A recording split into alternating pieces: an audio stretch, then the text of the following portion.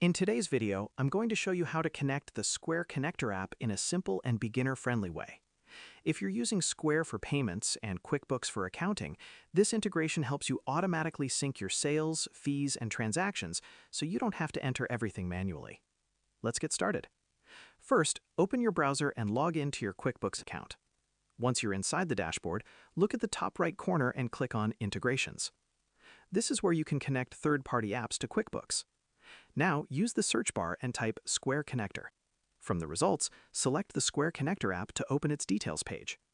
Here, you can review what the app does, like syncing your Square transactions, tracking fees, and organizing your daily sales into QuickBooks. Once you're ready, click on the Get App Now or Connect button. Next, you'll be asked to sign in to your Square account.